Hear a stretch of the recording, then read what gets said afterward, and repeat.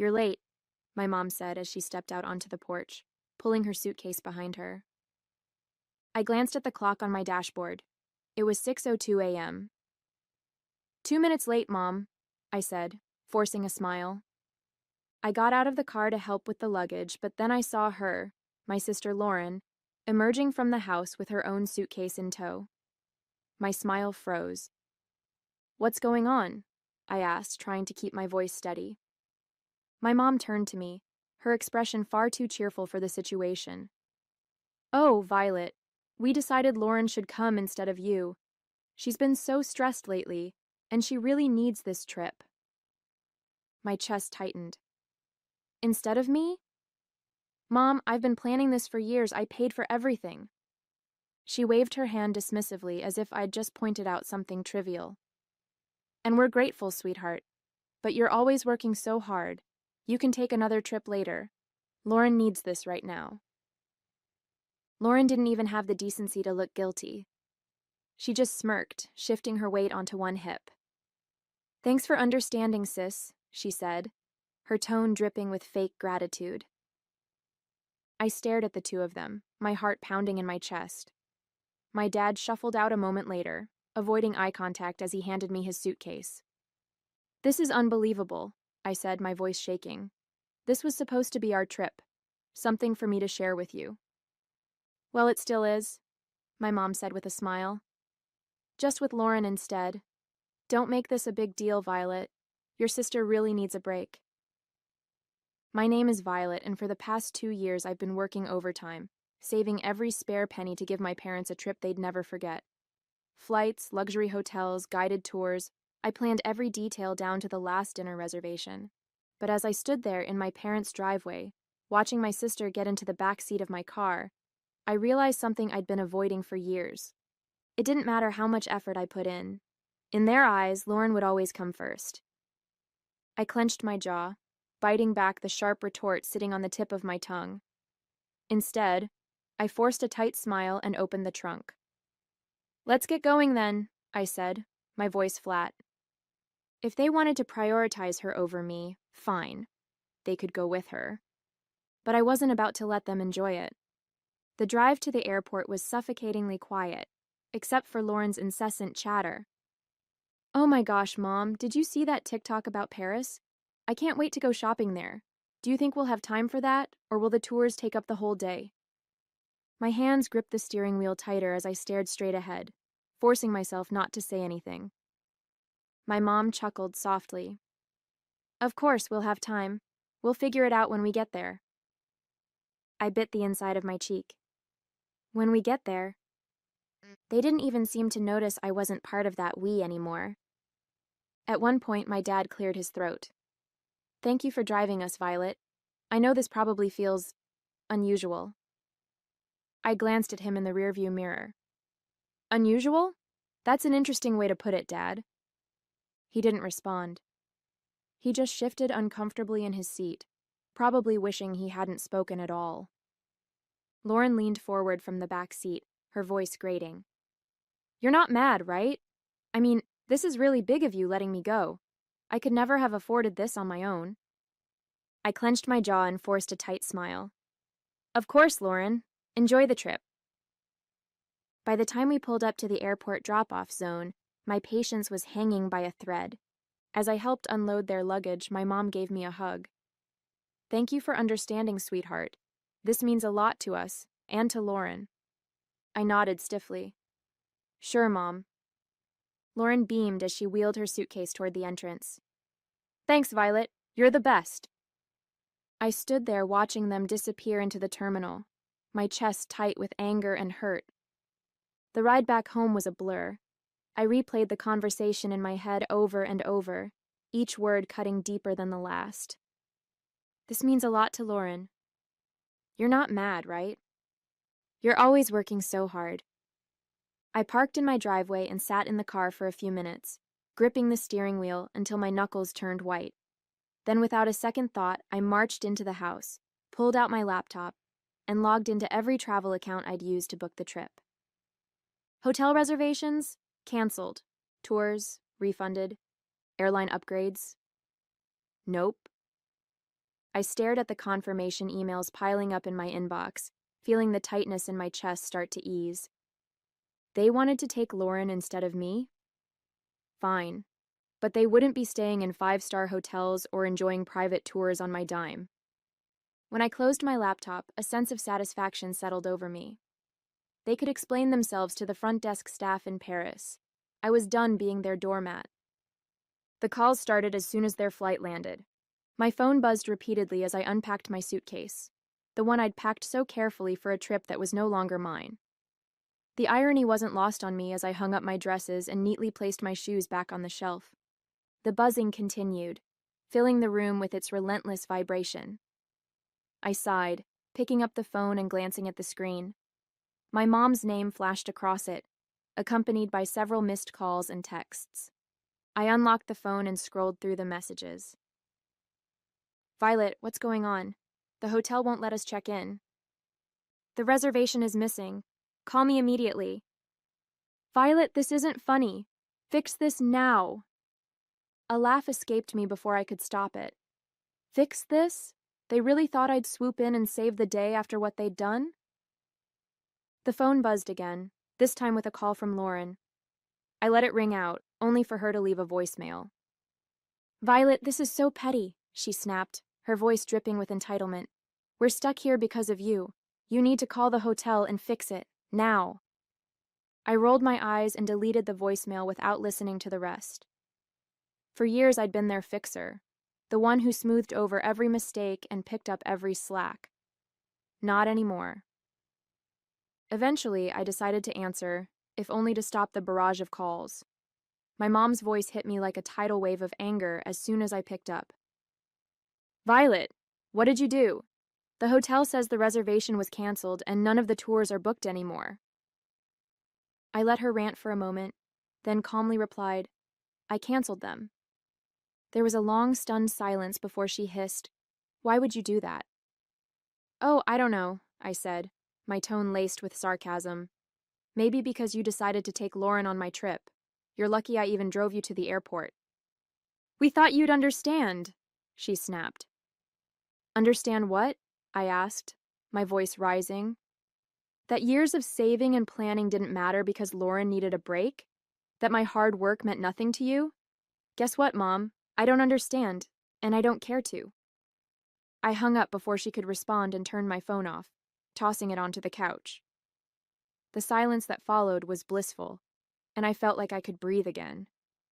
If they wanted to prioritize Lauren, fine. But they could figure out the rest of the trip without me. The silence lasted only a day. By the next morning, my phone was buzzing again with calls and messages. At first, I ignored them. I spent the day cleaning the house and catching up on work, but curiosity got the better of me by evening. I opened my phone and braced myself for the storm of texts. From my mom, Violet, you've gone too far. Your sister is in tears and your father is furious. We can't get into any of the hotels you booked. From Lauren, you're acting like a child. I don't get why you're making this such a big deal. Just fix it already. And finally from my dad, we need to talk, this isn't right. I set the phone down, shaking my head. For years, I'd been the one to fix things, to make sure everyone was comfortable and happy. Now that I'd taken a step back, they didn't know how to handle it. I poured myself a cup of tea and sat down at the kitchen table, letting the anger simmer. How dare they expect me to clean up their mess? How dare they act like I was the one in the wrong?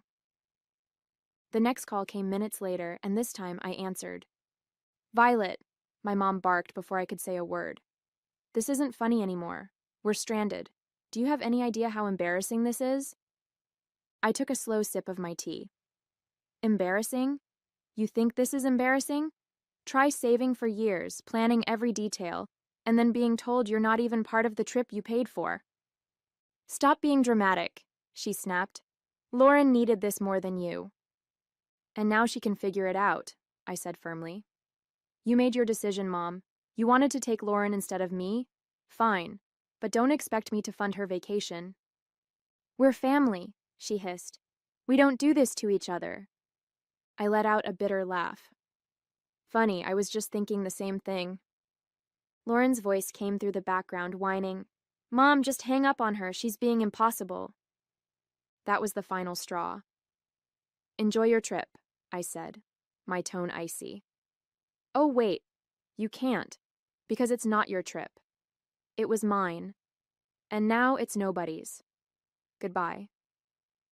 I hung up before she could respond and turned my phone off again. For the rest of the evening, I felt an odd mix of anger and relief. Anger that they'd put me in this position, but relief that I'd finally stood up for myself. They could call me dramatic all they wanted. For the first time in my life, I wasn't letting them take advantage of me. The next few days were blissfully quiet. With my phone turned off, I finally had space to think clearly, free from the barrage of guilt trips and accusations. I spent my mornings sipping coffee on my back porch, enjoying the calm I'd craved for so long. My afternoons were filled with work and catching up on little projects I'd been putting off, things that reminded me how capable I was when I wasn't bogged down by their endless demands. But by the third day, curiosity got the better of me. I turned my phone back on to find over a dozen voicemails waiting for me. The first few were from my mom, growing increasingly hysterical with each one. "Violet, you need to call me back right now. This has gone too far. I can't believe you're doing this. You've humiliated us. We're your parents. How could you treat us this way?" Then came Lauren's messages, full of the same entitled tone she'd always used. "This is so petty, even for you. You're ruining everything. Just fix it, Violet." And finally my dad's voice, quieter but no less pointed. "Violet, I don't understand what's happened to you. Call us back so we can sort this out." I hesitated before listening to the final voicemail, a long one from my mom. Her voice was quieter this time, tinged with frustration and exhaustion. "Violet," she began, "we're back at the airport now. The trip is ruined, and I hope you're happy with yourself. Your sister is devastated, and your father and I are, well, disappointed doesn't even begin to cover it. Call us when you're ready to talk." I deleted the voicemails without replying.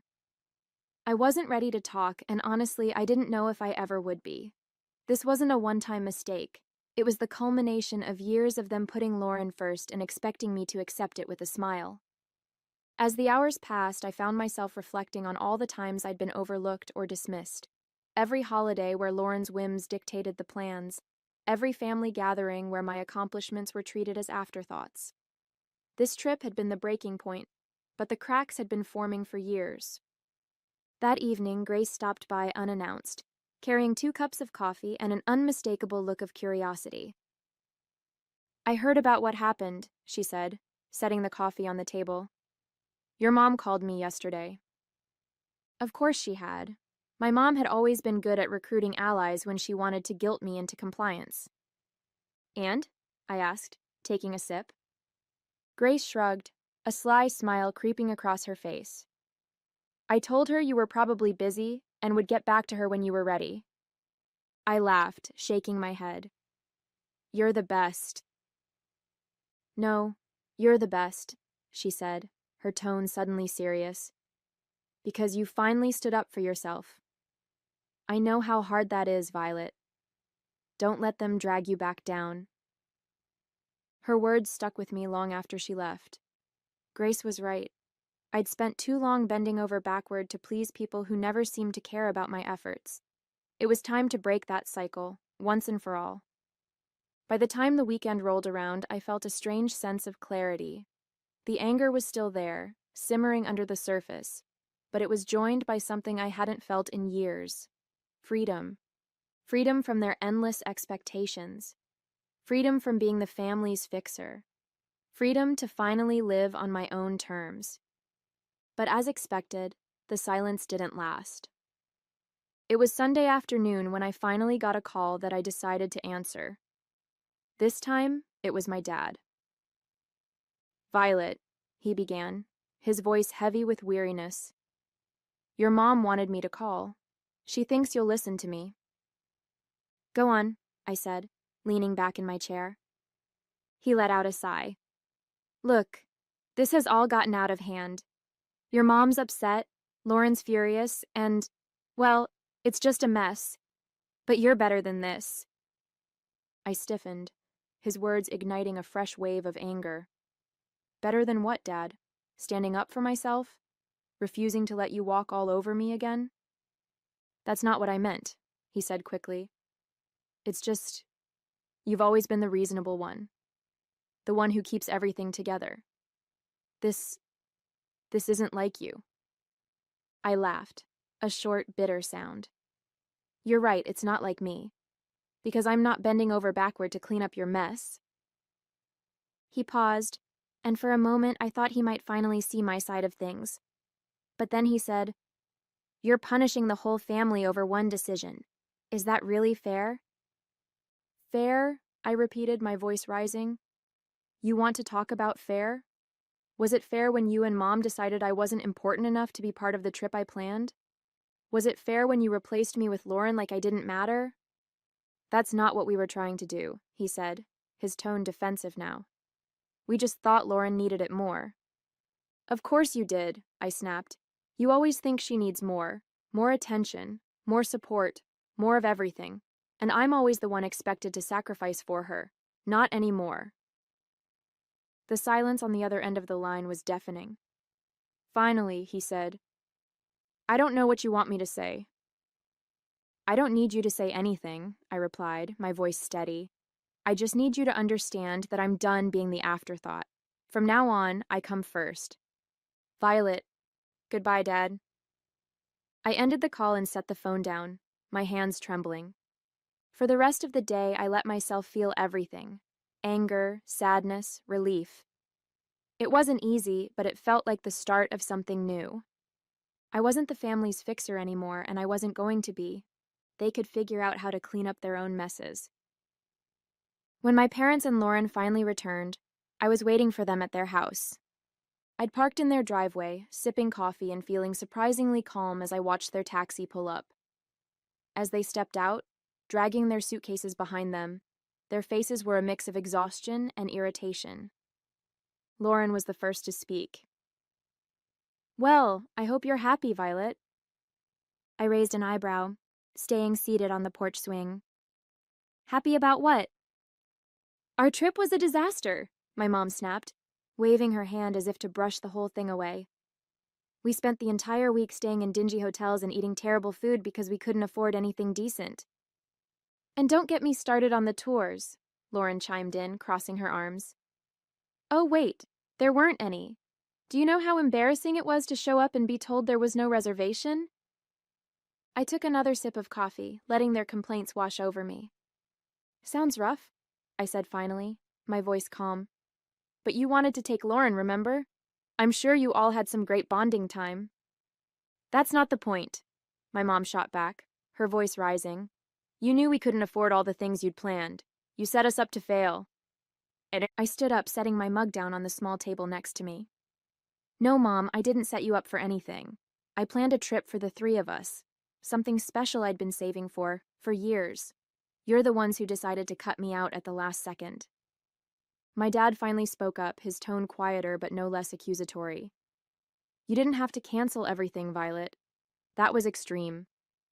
Was it? I asked, folding my arms. Why should I have paid for a trip I wasn't even invited to? If Lauren needed it so badly, you should have planned it yourselves. You are lucky that I didn't cancel the return flight. Lauren rolled her eyes. You're so dramatic.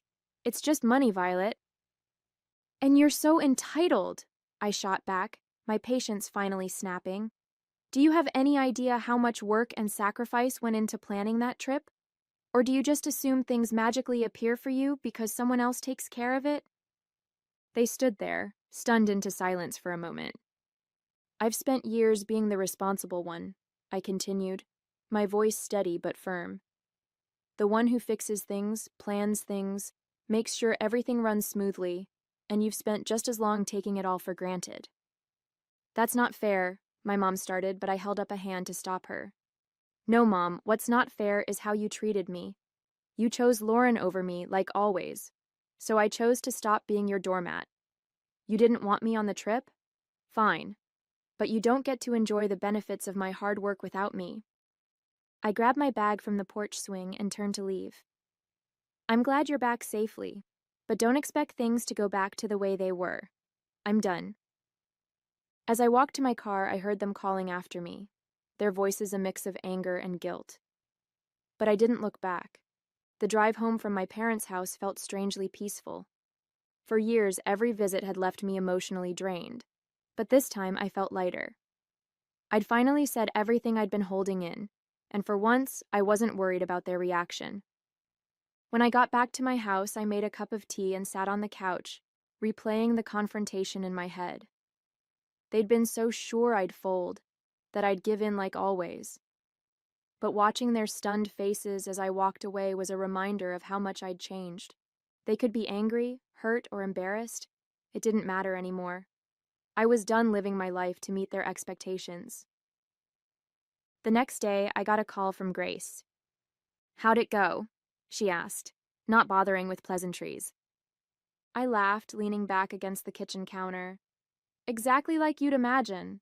They're furious, Lauren's pouting, and Mom is probably trying to figure out how to guilt me back into line." Grace let out a snort. "Let her try. You've got a backbone now, and I'm here to make sure it stays in place." I grinned, grateful for her unwavering support. "Thanks, Grace. I mean it. You've been my rock through all of this." "Anytime," she said, her voice softening.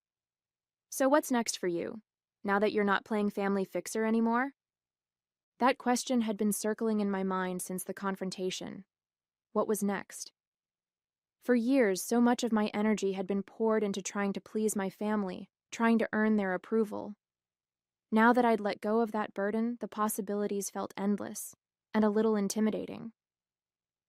"I don't know yet," I admitted, "but I feel like I get to decide. Not them, not anyone else. Just me." "Sounds like the start of something amazing," Grace said, and I could hear the smile in her voice. Over the next few weeks, I started making small changes that felt big in their own way. I redecorated my living room, swapping out the hand-me-down furniture from my parents for pieces that felt uniquely mine. I spent weekends exploring local cafes and parks, things I'd always meant to do but never made time for. And I started journaling, writing down my thoughts and dreams without filtering them through the lens of what anyone else might think. Each small step felt like reclaiming a part of myself I hadn't realized I'd lost. One evening, I sat down with my laptop and opened the spreadsheet I'd used to plan the trip. The canceled reservations stared back at me, and I didn't feel a pang of regret. Instead, I felt a surge of determination. That money had been meant for a once-in-a-lifetime experience, and I wasn't going to let it go to waste. Closing the spreadsheet, I opened a new browser tab and typed, "Solo travel ideas." A few weeks after my parents' return, I booked a solo trip to Italy. It wasn't the same itinerary I'd planned for them, and it wasn't about proving a point anymore. This was for me, a chance to celebrate my independence and finally put myself first. The moment I landed in Rome, I felt a surge of excitement and nervousness. I'd never traveled alone before, but as I stepped out of the airport and into the bustling city, I knew I'd made the right decision. I spent my days wandering cobblestone streets, marveling at ancient ruins and indulging in meals at charming little cafes. There was no schedule, no one else to consider, just me and the freedom to do exactly what I wanted. One afternoon, while sitting on the Spanish steps with a gelato in hand, I pulled out the journal I'd brought with me. For years, I'd written about what I wanted to achieve, but those dreams were always wrapped up in making someone else happy. Now, as I wrote, the focus shifted. Learn a new language, start a small business, travel to at least 5 more countries. The list grew, each goal a reflection of the life I wanted to create, not the one I'd been expected to live. On my last night in Florence, I had dinner at a small family-run restaurant overlooking the Arno River. As I watched the sunset paint the sky in hues of orange and pink, I felt a deep sense of peace. This trip had been more than just a vacation, it was a turning point. I'd spent so much of my life trying to earn my family's approval, but here, thousands of miles away, I realized something important. I didn't need it. I was enough, just as I was. When I returned home, my parents tried to reach out again, this time with softer tones and carefully worded messages. "Hope you had a nice trip," one text from my mom read. "Maybe we can all talk soon?" I stared at the message for a moment before setting my phone down. I wasn't ready to reply, and that was okay. This time, it would be on my terms. As I unpacked my suitcase and placed souvenirs on my shelves, I felt a sense of pride. A week after returning from my trip, I received a call from my mom. This time I answered. "Hi, Violet," she began, her tone unusually soft. "How was your trip?" "It was amazing," I replied, keeping my voice neutral. "That's good to hear," she said, pausing as if searching for the right words. "We've been thinking a lot about what happened. Maybe we handled things poorly." The admission surprised me, but I wasn't ready to let her off the hook just yet. "Poorly? You replaced me on a trip I planned and paid for without even asking. Poorly is an understatement." "I know," she said quietly. "Your dad and we didn't realize how much it would hurt you." "And Lauren?" I asked. "Does she feel bad too, or is she still blaming me for ruining her vacation?" "She's upset," my mom admitted. "But I think she knows she could have handled things better." I sighed, leaning against the counter. "Mom, this wasn't just about the trip. It's about years of putting her first and expecting me to pick up the slack. I'm not doing it anymore." "I understand," she said after a moment. "We're going to try to do better. We don't want to lose you." Her words tugged at something deep inside me, but I'd learned enough not to let guilt dictate my choices. "I'm glad to hear that," I said. "But it's going to take more than words to fix this. I need to see real effort, not just apologies." "You will," she promised. "We'll give you the space you need, but I hope you'll let us back in someday." After the call, I felt a mix of emotions: relief that they were finally acknowledging their behavior, and skepticism about whether they'd actually change. But as I sat down with my journal that evening, I realized something important. Whether or not they changed wasn't my responsibility. Over the following months, I kept my boundaries firm. I responded to their calls and texts when I felt like it, but I didn't go out of my way to fix things or smooth over conflicts. Instead, I focused on building the life I wanted. I signed up for a photography class, something I'd always dreamed of doing but never had the time or energy for. I joined a local hiking group and even started planning my next solo trip. Each step I took felt like reclaiming another part of myself. One day, as I sat on my porch watching the sunset, I realized how far I'd come. I wasn't the person who bent over backward for people who didn't appreciate me. I was someone who valued herself, who set boundaries, and who wasn't afraid to stand up for what she deserved. I felt truly free.